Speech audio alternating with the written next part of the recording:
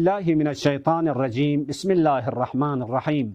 السلام علیکم ورحمۃ اللہ وبرکاتہ۔ حضرت زہرا سلام اللہ علیہا کا مقام قرآن مجید کی نظر میں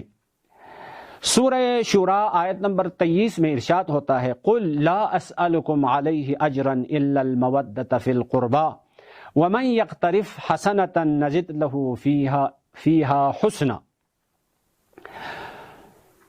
پیغمبر خدا کو پروردگار عالم کی جانب سے دستور ہوتا ہے قل اے میرے نبی بتا دیجئے، کہہ دیجئے لا اسألکم علیہ اجرا، اتنی زحمت بشر کی ہدایت کے لیے میں نے اٹھائی ہے، اس زحمت کے بدلے میں کوئی صلہ، کوئی اجر، کوئی پاداش تم سے طلب نہیں کرتا،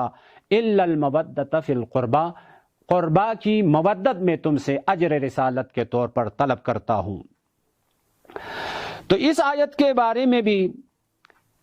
ہم محدثین اور مفسرین کی عبارت آپ کی خدمت میں نقل کریں گے۔ عالم اسلام کے مشہور و معروف محدث حافظ حاکم نیشاپوری اپنی مشہور کتاب المستدرک علی الصحیحین میں جلد نمبر 2 صفحہ نمبر 130 میں لکھتے ہیں وَتَوَاتَرَتِ الْأَخْبَارُ أَنَّ الْآيَةَ نَزَلَتْ فِي قُرْبَ الرَّسُولِ، یہ آیت پیغمبر خدا کے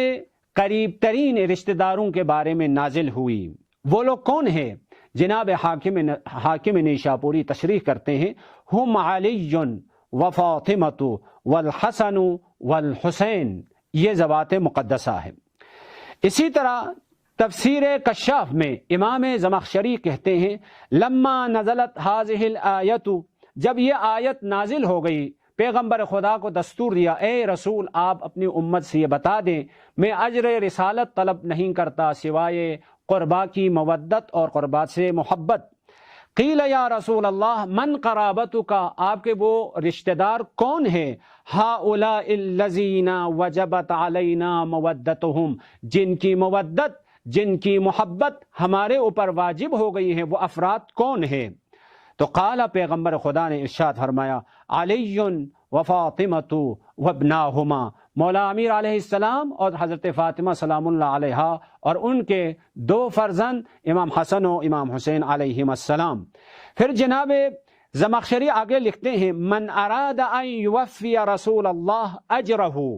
وحقہ وجہادہ وتضحیتہ فی سبیل اللہ والرسالۃ، اگر کوئی انسان، کوئی منصف مزاج انسان جو پیغمبر کی نبوت کو مانتا ہے، اگر وہ یہ ارادہ کرے کہ رسول اللہ کے اجر رسالت وفا کرنے کا ارادہ کرے، پیغمبر کا حق ادا کرنے کا ارادہ کرے، پیغمبر کی کوششوں کا صلہ دینے کا ارادہ کرے، پیغمبر کی قربانیوں کے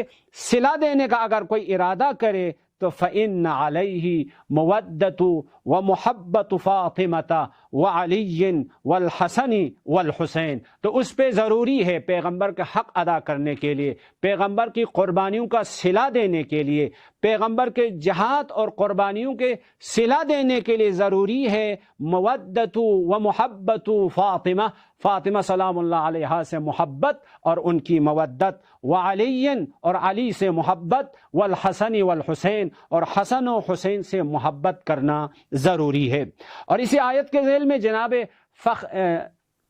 زمخشری نقل کرتے ہیں اسی وجہ سے من مات علی حب آل محمد مات شہیدا الا ومن مات علی حب آل محمد مات مغفورا۔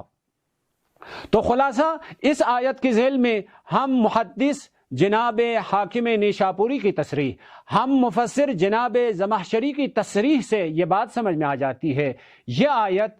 حضرت زہرا سلام اللہ علیہا سے محبت اور حضرت فاطمہ زہرا سلام اللہ علیہا کی مودت کو اجر رسالت قرار دے رہی ہے۔ ہاں ایک نقطہ ذہن میں رکھیں، مودت اور محبت کے لیے پہلے معرفت اور شناخت کا ہونا ضروری ہے، شناخت کے بغیر محبت و مودت نہیں ہو سکتی، مودت و محبت ہونے کے بعد اطاعت ضروری ہے۔ بس یہ دو نقطے ذہن میں رکھیں، مودت کے لیے شناخت اور معرفت کا ہونا ضروری ہے۔ معرفت کے نتیجے میں جب ہمارے دل میں ان ذوات مقدسہ کی محبت آ جاتی ہے تو محبت کا لازمی تقاضا یہ ہے کہ ان کی اطاعت کی جائے۔ خدا کی بارگاہ میں ہماری دعا ہے، پروردگارہ ہمیں اہل بیت علیہم السلام سے محبت اور ان کی اطاعت کرنے کی توفیق عنایت فرما۔ السلام علیکم ورحمۃ اللہ وبرکاتہ۔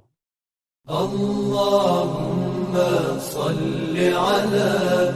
محمد وآل محمد اللهم